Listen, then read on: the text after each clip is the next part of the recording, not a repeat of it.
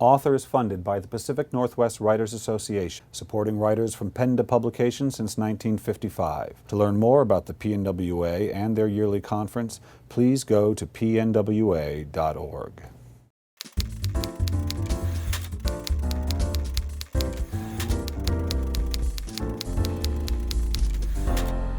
Hi, this is Bill Kenower of Author Magazine, and today I am at the Pacific Northwest Writers Conference in SeaTac, Washington with Andre Debus. Andre, welcome to Author. Thanks for having me, Bill. Good to see you again, man. So, Andre, we're here at the Pacific Northwest Writers Conference's 60th anniversary, 60th conference, and you're about to give our keynote address in a couple hours. So I know you do a lot of that. You do a lot of public speaking. But maybe you could talk about, and many writers do, they end up moving that direction. Not all, but a lot. Can you talk about the difference between what I think of as the most private experience there is, which is writing, and then that intensely public experience of speaking to people? I really like talking to aspiring writers, writers at various stages of their development and lives, because it's a poignant thing, this desire to write. It never fails to move me that people even want to tell stories with words, written words. And so I love this line. Well, there are two lines. I mean, Emerson's "only connect" and Tolstoy's definition of art. You know, art is transferring feeling from one heart to another. I love that, and we've talked about that. And so what keeps me from getting cynical or tired out about getting up in front of people is, number one, I kind of love human beings, and I really always love meeting new people.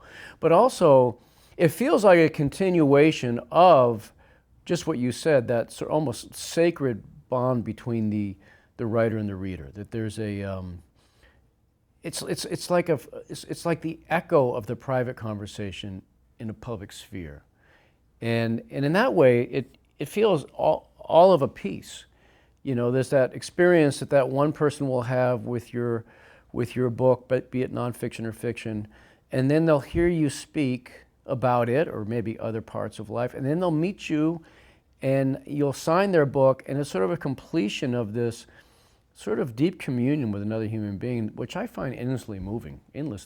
I always think of when I'm truly writing, I feel transparent. And when I am not, I feel, look at me a little bit. Yeah. Well, which is self-consciousness. Well, yeah, you and I may have talked about this before, because there's a wonderful line from a Nadine Gordimer novel called A Sun Story, where one character has an insight as to what sincerity is. And she said, oh, sincerity is never having an idea of oneself. Isn't that great? Yeah, and particularly if you're creative, because you know, you can have this problem of being criticized, but you know, you're a writer that's received a lot of critical praise in your life. You're a respected literary writer. Even that can get in your way. I mean, just the thought of that is somehow you're more important than the next guy. It'd be very easy to fall into. You're right. Even the praise can be disorienting. You're exactly right. I have a dear friend who's a beautiful writer, and he's never been able to publish his work. When he goes to that cave, he brings that self-consciousness of, he considers himself a failure.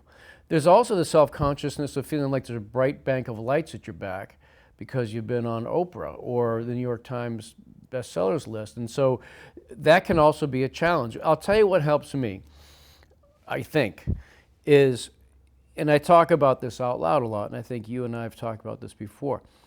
There's the writer in this hand, and there's the author in this hand.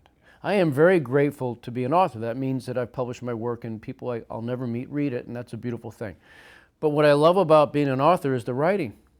That's my favorite part. 95% of why I do it is for that. The other 5% is it's a beautiful day to get that box of books in the mail and see your name and you know that experience. But that's not why we do it, most of us who really need to do this. You know, the writer Thomas Williams, who's not read nearly enough, he won the National Book Award for his novel, The Hair of Harold Rue. He was asked, Mr. Williams, why do you write? He said, oh, that's easy. I write so I don't die before I'm dead. and I'm telling you, if that is the level at which, and most people I meet, at conferences especially, accomplished, seasoned adults in all walks of life, I would say the majority of the people I meet feel that way about writing. that this is something they've been wanting to do their whole lives, or they've been a banker, a lawyer, or a housewife. This is their time, and the clock is ticking on their mortality, and they want to write a really damn good book.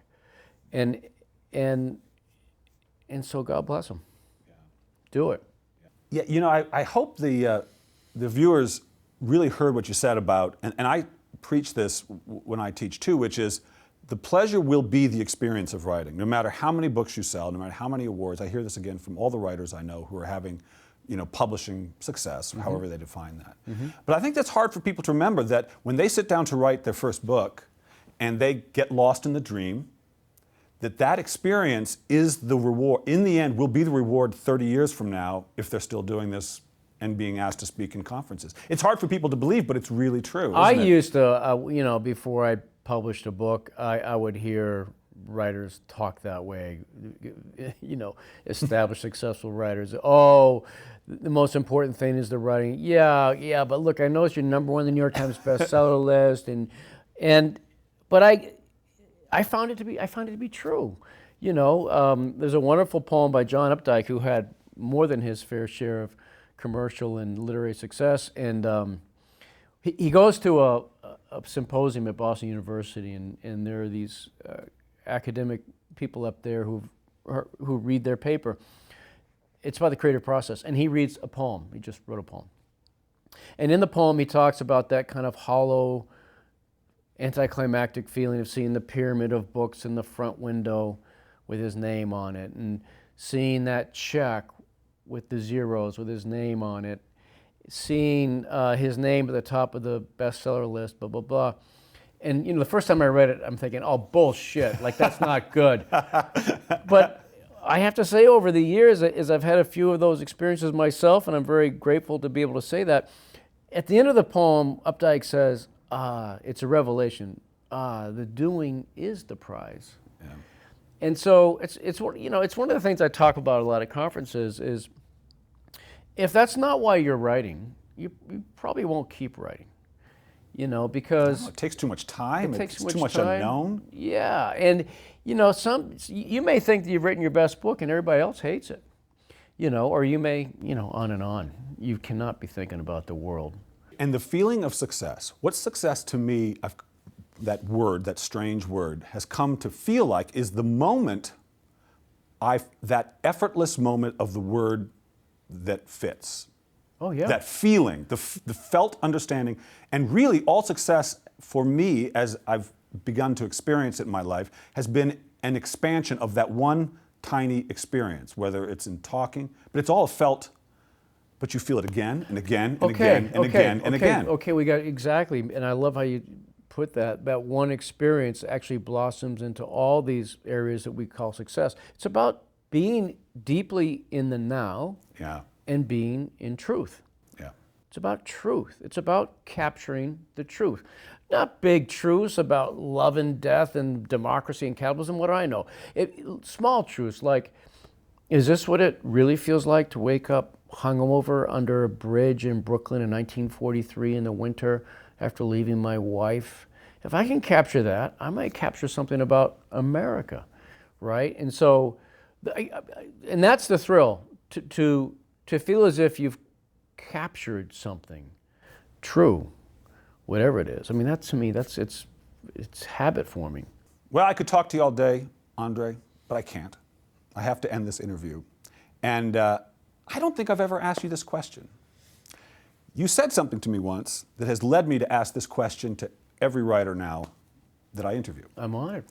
This is the question. I'm curious what you will answer at this time. If writing has taught me anything, it's taught me what? If writing has taught me anything, it's taught me that we are all in the service of something larger than ourselves. That I think if writing is nothing, it's an act of humility, where you are humbling yourself to something larger than you. And so, to continue just a bit more, when you do humble yourself to it, it allows you to therefore leave yourself and then miraculously find yourself in a deeper way than you ever would have before by surrendering you and the ego.